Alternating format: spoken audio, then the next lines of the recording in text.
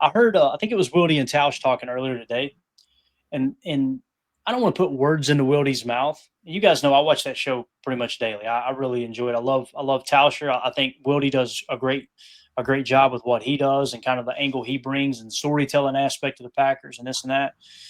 But they were talking about Tucker Kraft, and Tucker Kraft made a comment, and they didn't get it confirmed who shared that Tucker Kraft said that, but I guess it was one of the reporters asked Tucker Kraft about a comment he had made where he said the offense is better when they get me going. They get me at least a touch per drive. And Wildy was like, is he being cocky? Is kind of what he was pressing into. And Tauscher had no problem with it. You want your great players to want the football. With that being said, came away from that conversation like I thought Tucker Kraft was having a great year. Like I thought he was tracking really, really well. We talked about some of the advanced metrics and this and that. And I came away from that conversation like, well, maybe he's not having as good a season as I thought he was. Well, just pulling up the numbers here, guys. Tucker Kraft, he's got 16 catches on 20 targets for 225 yards, 2 touchdowns. That's through 4 games, right? He's averaging 14.1 yards per catch. Well, I think that's leading the league at tight end. I know it was a couple weeks ago, right? Look at his projected stat total here. 68 catches, 956 yards receiving, and 9 touchdowns. God, that's a dominant tight end. Am I missing something here? No, you're not, because I think it is. I think that's the case. And listen, when I was listening to Tucker's interview, I think he was really saying it as like, no, I want the ball. And like, if I think the offense does good things, and I think good things can happen when the ball touches my hands and it goes through me. And sometimes you just have to get those players one touch a drive. It's not like there's nothing wrong with it. You're going to turn around and hand the ball off to Josh Jacobs. So you're going to say you can't give him a touch a drive. So it's like Jamar Chase. He's going to get his touches every drive. He's on the way outside. So you got different aspects, different levels for each player. I think you have to lean into that. I think you have to go ahead and accept the fact that when it happens, good things happen. If he's having a down game, all right, cool, let's get away from it. But I don't think you can go into the game and not try to get him, 2 to 4 catches a game. But you also can't wait to do that in the fourth quarter, right? So if you're hanging in and you're having problems hanging in there, back and forth, and then you finally just start using Tuck, and then things start turning around, that's on you, right? That's on Matt not calling it, not scheming that up earlier. So I think it's just little things that you can learn from. I just hope Matt and the team come out strong after this bye week. I know he's not the best after a bye, right? We don't blow teams out. I think you have things here and there that just don't go right, but I expect them to sort of hopefully turn it around on this one. I think you got a good opponent to go up against, and you've had some time to get that tie. At least it wasn't a loss, but a tie squared up, Yep. Tim, what do you think about the projections there for Tucker Kraft, man? I mean, the projections look great. The number that gets me is the targets. I mean, we're in 4 games, right? We got 4 games. That's 5 targets a game. He's at 20 targets. I'd like to see him targeted a little more, especially earlier in the progressions. I feel like getting Tuck the ball early and letting him get those yak yards that we love so much, lower the shoulder and create after the catch. I don't think we've seen as much of that, but again, it's a testament to this offense. I feel for Jordan Love going through his progressions and looking at all the options that he really has on a given play. But I'm not saying force the ball to Tuck, but to Emilio's point, man, we're a better offense when he is active, early, and involved pass game. And he can prove to be clutch too on some of those third downs. It's not just Rome and Tay Wicks and Matthew Golden. Tuck Norris is a guy that you can always look to in those 3rd and 5s, 3rd and 6 type deals. That would be my only I guess pushback would be I'd like to see more targets, but we also know how that is, right? That's dictated by matchups, and that's a week to week thing. If you're right. If we're calling a lot of run plays and you're out there, sift blocking or lead blocking, you're not going to get a target, right? It just is what it is. If they're sending help or doubling down on you, your quarterback's going to look somewhere else, and you want them to. But I do feel like getting the ball to Tucker early in the progression is going to serve us better and really get his numbers up too. You make a great point because he's 23rd in targets amongst tight ends. That's wild because, again, he's our leading receiver. Now, it does show you, like, how many games are we going to see where Jordan has thrown to, like, 8 to 10 different receivers, right, and completed passes to him. So they're definitely moving the ball around quite a bit. Again, targets, he's 23rd. Now let's go to yardage and see where he stacks up. So he is 8th in receiving yards at 225 yards. So once again, he's a yak machine. He's an absolute yak machine. Yep, he is, man. When you talk about yards per reception, he's 3rd in the league in yards per reception amongst tight ends. Only Hunter Henry with the Patriots and Dalton Kincaid with the Bills have more, right? His catch percentage is 80%. His catch rate over expected, he is sitting in the number 11 spot. His receiving EPA is a little bit lower, however. So it's what that tells you is there are definitely plays that he should be making, right? And he is making them. Don't get me wrong, he's making them. But no, I'm sorry, receiving EPA it's plus 17. And remember, some of these guys have already played 5 games. I mean, you only have a few that have 4 games played here. You got a lot that have 5 games on their totals with yards. Because I was looking at Tyler Warren for the Colts. Yeah, Danny Dimes has been Indiana Jones has been spinning it, right? But you're looking at a rookie there that's gotten 31 targets. Okay, but I think Tuck can handle that. If you get him 5-10 more targets this game, you're right back caught up with him at the 5-game stint. But yeah, so if he had played, 5 games up to this point, which most of these guys have, he's probably leading the receiving EPA, right? I would think. I would think. And then let's see here. Let's go to Yak over expected. Yak over expected. He's 2nd in the league, only behind rookie Tyler Warren with the Colts. I think that's a good comp because they're going to try to feed Warren. I think that they're going to try to work him in as a major part of their offense. With 1 extra game, Warren's got 75 more yards, 80 more yards, and 10 more targets. You get Tucker 10 targets, I almost would bet he'd get us. He'd get us 70, 80 yards. Yep, and a great way to pick up your run game. If there's an issue with the run game like we've had where we can't get it going, that's the adjustment I would make. I'm looking to Tuck Norris right away and get him the ball early. Let him get those yards. So I feel really comfortable after diving into that, right? The projection total, and then obviously, according to ESPN, then over here on NFL Pro, looking at some of these advanced metrics, I feel really comfortable saying Tucker Kraft is a top 5 tight end. Would y'all agree with that? Do y'all think that's too high, too low? How do y'all feel about that? Agreed. Yeah. Top 5, right? So that's, again, and I don't want to put words into Wildy's mouth, but as he was talking, I was like, man, he's kind of down on Tucker a little bit. And then he did go on to say, no, I was the guy talking Tucker up. I called it before a lot of people did. I think he's going to be a great tight end. I think he's going to be a great football player.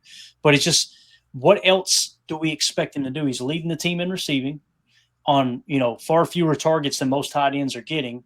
He's a yak machine, like Emilio pointed out. The receiving EPA is through the roof. The catch rate over expected is solid. Yards per reception at 14.1. Outside of Dalton Kincaid and Hunter Henry, the argument can be made that he's a top 3 tight end. He just needs more targets. And again, don't force it, but don't be afraid to design a play where he's the number 1 target. He's the number 1 in the progression, right, Tim? That's essentially what you were saying. That's what I'm saying. And then give Jordan that option to just, zip that ball over to him right away or go to his next read. But at least, let's bring Tuck up the list here on some of these for sure. Yeah. All right. Anything else on Tucker Kraft? Again, that popped in my mind. I'm like, man, let's take a look at it real quick. So we just kind of did that on the fly. I'm glad we did because he does, man. I think he's top 5. No, pretty cool. Pretty cool. J. Cole, I wasn't trying to bring it up to get your buttons bursted here, but J. Cole saying, I'm so sick of the Indiana Jones stuff. Let's just get to the end of the year before crowning him. To me, Jonathan Taylor's been the difference maker for that team. I think so too. I like the nickname, and the dude, he went to the Vikings. At least they didn't keep him because he's starting to spin it right now for the Colts. But you think about it, he went to the Vikings, got to learn from KOC a little bit, whatever he did pick up. All right, I'm going to take that to a team where maybe I can make a run because it didn't work out with the Giants. And, it's just they've just been talking a lot about the late bloomers, him, Sam Darnold, all that stuff. And it's you get quarterbacks that get comp to each other forever, like Caleb and Daniels, and then you get quarterbacks, they're just different stages. You get ones that are late bloomers, Baker, Sam Darnold, and Jones, all these different aspects or different archetypes for a quarterback in the NFL is crazy. Yeah. Yep. I personally, I'm a fan of Daniel Jones, dude. I like the way he carries himself. That was a crap show over there with the New York Giants. I was going to try to see if we could figure out. Give me just a second. Let's just see where he's stacking up on some of these I mean, advancements. they're not doing bad. They're what, putting up 40 points 2 or 3 times already this They're season. playing I mean, great. their defense is holding them to nothing. Coming into the year, I didn't pick the Colts to be tearing it up, right? Right. Here you go. So Daniel Jones in passing yards is third in the league with 1,290. He's got 6 touchdowns, 2 interceptions. It's, in terms of passer rating, qualified only, he is 8th in passer rating. By the way, Jordan Love sitting up there number 4. Let's go, right? Yards per attempt. Is he dinking and dunking? No. Yards per attempt. Daniel Jones is actually third in the league at 8.6. His completion percentage is 71%. Balling. That's wild, man. Let's see here. Completion percentage over expected. He falls a little bit down to the number 7 spot. Yeah, he's having a damn good year, Emilio. Mm-hmm. You're talking about EPA, passing EPA. He is second in the league, only behind the reigning MVP, Josh Allen. So They're only taking 4 sacks. Yeah. Now here's what's cool. EPA looking good, right? Let's go EPA per drop back. Look who is at the top. Daniel Jones at 0.28, Jordan Love at 0.26. So Love is he's impressing the heck out of me, man. I'm really excited about it. So yeah, Daniel Jones, man, he's legit this year. And again, so are the Colts. Yeah, the they Colts are, man. Here to be legit as well. Let's see how they finish out this year, right? Great start and everything. But yeah, I mean, I've talked about it a few times that I think they were my sleeper in the AFC this year, and I don't think anyone's sleeping on the Colts anymore at this point. They seem legit, and seeing Kansas City struggle early makes a lot of us happy. Baltimore is struggling right now. I mean, you got teams like Indy, Jacksonville that could tilt the balance in the AFC, really change the playoff picture. If they can sustain this kind of success they've had throughout the year, it'll be fun to watch. I'm glad we don't play the Colts this year. We drew them last year for an AFC matchup. I'm glad we don't have them on the schedule this year. Right, because what does the NFL want, Tim? Parity, right? They want to be able to have any team be able to go out there and win any game any week, and that's really what it's starting to turn out to be. I mean, you can't count on it. Bills lose one of the Patriots, bam. I mean, and yeah, we're hoping the Chiefs don't get it kicked off, and then when they play the Lions, it's like, oh, we are Chiefs fans. AFIM, you were right the whole time. Let's go. It's Chiefs season, so you'll have that week to week. I love it. JJ McQuaid in the chat says Vikings got to feel pretty dumb with Daniel Jones and Sam Darnold balling out. Sam Darnold here, in terms of EPA per dropback, is 4th in the league. Daniel Jones is number 1 in the league. Both of those guys were in-house last year for the Vikings. They let them walk. And their starting quarterback right now, Carson Wentz, not playing bad, right? Not playing horrible. He's 13th in EPA per dropback. But there is a big difference between a plus 0.28 and a plus, where's he at here? 0.8. And his touchdown to interception ratio 5-2, not bad considering he hasn't played but just 3 games. So really interesting to see how all the stats stack up. Where's Aaron Rodgers? I know PFF has graded Aaron Rodgers out really, really bad. His EPA per dropback is a minus 0.02. Aaron's got 8 touchdown passes, only 3 interceptions, only 786 yards passing, though. So he's obviously not pushing it down the field too much. But in terms of passer rating, however, Aaron is 10th in the league at 102.6. So 68% completion percentage as well. Boys, how about that, man? Jordan Love sitting at 69.4. If he finishes the year 70% completion percentage, Tim, we can tell everybody to shut up about the accuracy issues. My man has fixed it. It's exciting. Josh Allen did the same thing. Remember, he came out of college. He was like, his completion percentage was in the 50s, right? And he fixed it. What's he at this year? Let's check that out real quick. Where is Josh Allen? Completion percentage, Josh Allen this year, 70.4%. Jordan Love's right behind him. So pretty wild. Because Clay, what was Rodgers for his career? 65%. 65%. 65%. That's what you just been sitting on. That's what I thought. I wasn't positive. I was just making sure. You're sitting on that the whole time. Man. I love it. Any other quarterbacks you guys want to see, Tim? Emilio? Anybody at all? The only other one I'd be interested would be Stroud, just because, or I'm sorry, not Stroud, Stafford, because of his back and stuff coming in with a rough preseason. but then you got Puka tearing it up. So that's another team in the NFC we got to keep our eyes out for. Yeah, Stafford, I remember seeing most of the betting lines, if not all of them, had him fourth best odds tied with Jordan Love for MVP. Okay. Wow. 66.7% completion percentage. All right. His EPA is plus 32.9. His EPA per dropback is a positive 0.17. His touchdown interception ratio, 11 touchdowns and 2 interceptions. So is he leading the league in touchdown passes? He is second in the league, only behind Goff. So Goff has 12 touchdowns, 2 interceptions. Matthew Stafford has 11 touchdowns, 2 interceptions. So now Stafford has a lot more yardage, obviously, 1,503. I think he's actually leading the league in yardage right now. So if Love throws 3 touchdowns this game, we're tied with Stafford. He throws 4. You're tied with Goff for league leader. You know what I mean? It's like we are not that far away.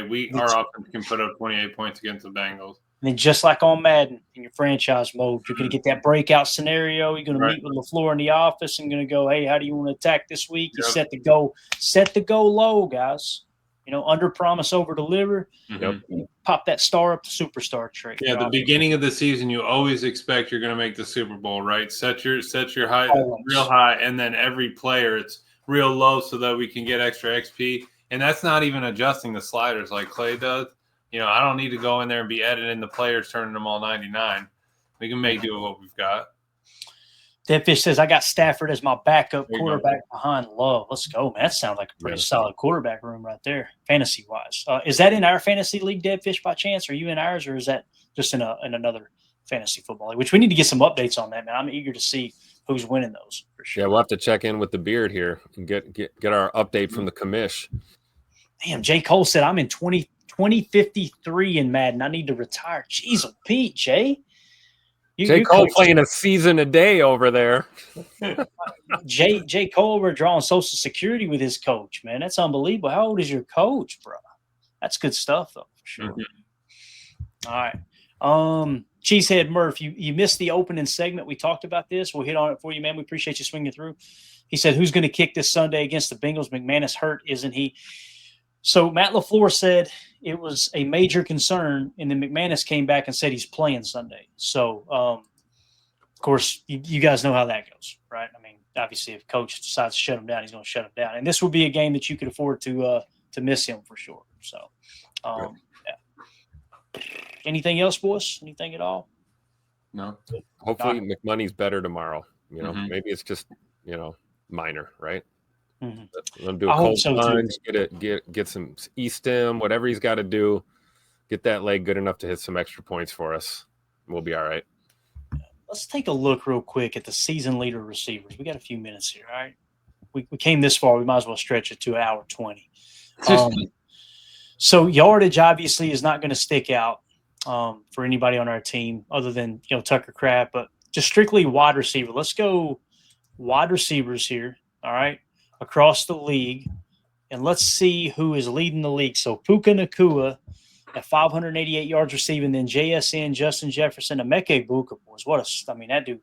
Rookie of the year? Yeah, probably will be rookie. Well, let's think. Who else would be in consideration? Quarterback-wise, Cam Ward probably. I don't think it's going to happen. Dylan Gabriel potentially if he tears it up for the rest of the year. That's true. What about Quinshawn Judkins running the ball, right? He's having a pretty good year running the ball. Am I thinking right or no?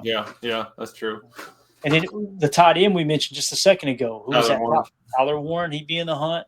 You're right. Ibuka's probably the offensive rookie of the year as it sits right now, for sure. So touchdown catches. Just trying to take a quick glance here. George Pickens with 5. Amon-Ra St. Brown with 6. There's Ibuka again. Rome in the house. Yeah. 4 touchdowns for Romeo Dobbs. There you go. So we got one on the board, right? Let's go yards per reception.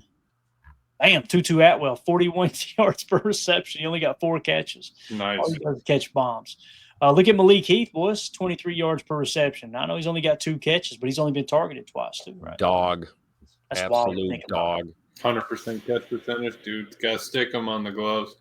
That's right. Catch rate over expected. Let's check it out. Malik Heath plus 57 points. Let's go. Only 2 catches, but man, they got to get him. I mean, telling you, they got to get him involved more. I mean, it's tough when he's blocking guys to the water cooler all day long too. He's doing the only other work. problem is when Christian comes back, it's probably going to be Malik. That's someone around that's going to get the boot. I hate to say it, but it's like you're going to run out of roster spots for guys like that. You're only getting 2 opportunities in 4 games. Yeah, we need a little more. Yep. No doubt. All right, let's look at the sack leaders right now. Nick Benito for the Broncos with 7, Byron Young with 5.5, Dorrance Armstrong with 5, along with Josh Sweat, Brian Burns, and Aiden Hutchinson. Then Rashawn Gary is in the number 7 spot with 4.5 sacks on the year. I like to do this. I like to look at the sacks, right? The sack leaders.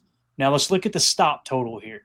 Gary's got 15, so he's got 3 more than Hutchinson, only 2 less than Brian Burns. He's got, what would that be, 15? 7 more than Josh Sweat, only 3 less than Dorrance Armstrong. Byron Young having a year, my God. 5.5 sacks with 24 stops. My man balling out. So if you sort it by stops, now you got to kind of take the linebackers out. So let's just go defensive line here. Now keep in mind, that's one negative thing about NFL Pro is they do put 34 outside linebackers as linebackers as opposed to defense. So this is just strictly defensive linemen. Right. If you go to stops, you got Myles Garrett with 20, Leonard Williams with 19, Dorrance Armstrong with 18, along with Quinnen Williams, Max Crosby. Max Crosby having a good year. So you got Gary as 10th, or actually tied for 9th, right, with run stops. I still cannot believe that they run him that much. 98% playing time for Max Crosby. That is unbelievable with everybody else around 60 to 80. So, and what was funny the other day, I was listening to that Cowboys pod. They were talking about, potentially, I'd be open to getting rid of the Packers pick and trading for Max Crosby. And I was cracking up the fact that, hey, maybe we need to get an edge rusher in here to bring in some pressure. And, I'd potentially give up a draft pick to go get an edge rusher.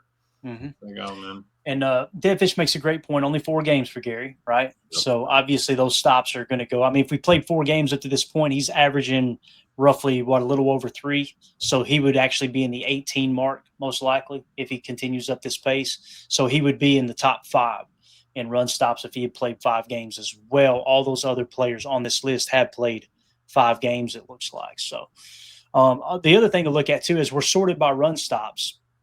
And again, keep in mind, Gary only played 4 games to everybody else's 5.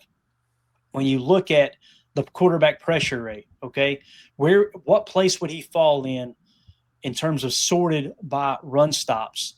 And then you go quarterback pressure percentage. So there's only 1, 2, 3, only 4 of those guys have a higher quarterback pressure percentage than Rashawn Gary when you sort in the order of run stops. Does that make sense? Right. So he's kind of top 5 in quarterback pressure percentage amongst all the best run stoppers. Right, and again, he's probably top 3, like Deadfish said, if it weren't for him just playing 4 games. So, yeah. Love it. Taylor Bell, that's a PFF stat that I honestly don't like, to be honest with you. He says, or I'm assuming it's a he. I apologize if it's a she. What's the pass rush win rate with this front each individual? Pass rush win rate is a PFF statistic to the best of my knowledge, right? And the reason I don't like it, and maybe someone else comes up with one too, maybe ESPN has it, I don't know, but most of the time people quote PFF, and they never explain what plays they got a pass rush win or pass rush win on, right? And that drives me crazy. I don't know how you guys feel about that. They can't even tell us what a pass rush win is. Right? It's just like, trust me, bro. Literally hashtag trust me, bro. That's the reason I just can't take that as serious. Now, what I love about this, and I just to show you, this is why I love NFL Pro. If you're questioning whether a pressure is a pressure, all you got to do, you see this number right here? I'm just going to click it. Bang. I got to be careful here. I'm going to pause it real quick if it auto plays. Boom. Right? So you're automatically into the play. Here's a pressure. So you had 5 pressures against the Lions, 3 against the Commanders, 4 against the Browns, he being Rashawn Gary, right? And what you can do is you can go through and watch each individual play there where he got the pressures. PFF doesn't do that. PFF is just, trust me, bro. And I can't stand that stuff. So that's why I tend to lean toward NFL Pro over everything else for sure. So let's see. One one last thing here, boys. Let's go to DBs. All right. And let's see how our DBs are stacking up now. We'll go qualified. Bang. So keep in mind, this is corners and safeties alike. All right. Let's go passer rating when targeted, or passer rating allowed, as they call it here. Look at DTD, man. Dadrion Taylor Demerson. DTD, my man. I remember you talking him up through our draft process a couple of years Emilio ago. likes him as much as he likes Travis Glover, I think. Come on now. Bro, his passer rating when targeted, 0. I repeat, 0. He's been targeted 14 times, only giving up 4 catches for 30 yards. That is wild to think about. Let's see where the Packers' first guy comes in terms of passer rating when targeted. Xavier McKinney. But PFF said he's bad, guys. Okay, how is your passer rating when targeted only 39.9, but you're bad at football? How does that happen? You see what I'm saying? That's the problem with PFF, is sometimes the math ain't mathing, you know? So with that being said, he's been targeted 7 times, giving up 4 catches for only 50 yards. And X obviously has an interception there as well. If we scroll down and just stay on passer rating when targeted, let's see if we can find the next Packer. Where is our boy at, man? Where's our boy Keyshawn? Maybe Keyshawn dropped after that last game. Let's see here. He may have sunk on the list a little bit. It may have locked up on me. I apologize. Oh, here we go. Where's Keyshawn at? There's Keyshawn Nixon. So he's 52nd now. So he has dropped significantly to a 73.2. He's been targeted 22 times, giving up 12 catches for 152 yards. Still no touchdowns given up yet, though. So that's good. That's a great opportunity for him and the rest of our corners to get those numbers up on Sunday. You know, we know they're going to be targeting Jamar and T. Higgins. So I think our corners are going to have a chance to get their numbers up. Yeah. Passer rating when targeted for linebackers. Now, Micah Parsons obviously just going to drop into coverage a minimal amount of times. This is a 39.6. The best Packer on this list in terms of linebackers, passer rating when targeted. Got to go down a touch here. Let's see if it's going to be Quay or Edrin. Edrin Cooper at 43rd, 88.4. Yeah. And then again, Quay's was a little rough early, and we're only going to 70 here unless we go to the next page. So he's outside of the top 70, but his run defense is what's been better in my opinion. So if we go to, let's go to stops real quick for the linebackers, for stack backers. And again, keep in mind, this includes, for whatever reason, they got Micah Parsons listed as a linebacker on NFL Pro. They need to get that cleaned up for sure. But run stops, Quay is tied for 13th in the league. And again, keep in mind, he's only played 4 games. Everybody above him played 5. So having a hell of a year. And I don't know where boy Cooper is. Cooper's right behind him there at 27. Not bad with 20. So he's 27th with 20. And then when you come to hustle stops, I love that stat, by the way. That hustle stops are awesome. Edrin Cooper is 2nd in the league with 8. And everyone else around him has played 1 more game. So, and Quay's creeping around the top 10 there. 4 games, he's at 11. Yeah. Somebody just asked in the chat, what about running backs? JJ McQuaid did. So let's take a quick look at running backs and we'll wrap up there. All right. So let's go to rushing, season leaders, and then we'll just go running backs, qualified only. And I don't know what stats you want to see, but let's see here. Rushing yards. Yeah, let's go rushing yards over expected per carry. That kind of filters out some of the noise. And Josh Jacobs is actually fairly low on this list. I looked this up earlier. He's 33rd in the league at a minus 0.4. Okay. So in terms of rush EPA, he is going to be significantly further down this list as well. He's in the 29th spot at minus 8.9. Last year, he was dominating those statistics. Now, yards after contact, totally different story, right? Rushing yards after contact, surely he's got to be up there with rushing yards after contact. Yeah, he's 12th in the league with 258 rushing yards after contact. So obviously he's breaking it. And that kind of doesn't make sense, right? Like when you look at your expected points added, rushing EPA, you typically those numbers align pretty well, yards after contact, right? Because it's just kind of the situation you're in.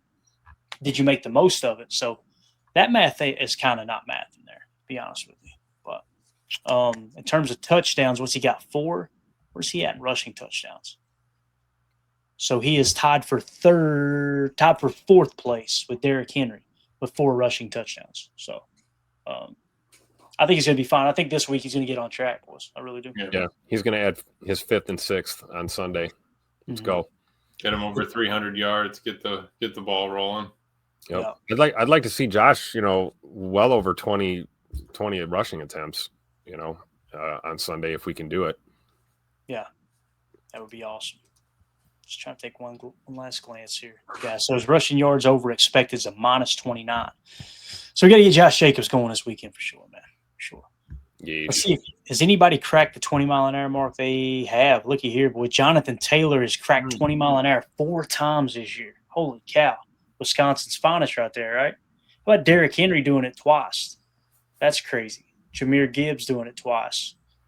Yeah. I couldn't imagine Derrick Henry running 20 mile an hour at me. That's terrifying. At you. I would just get the hell out of the way if I saw that happening. Yeah.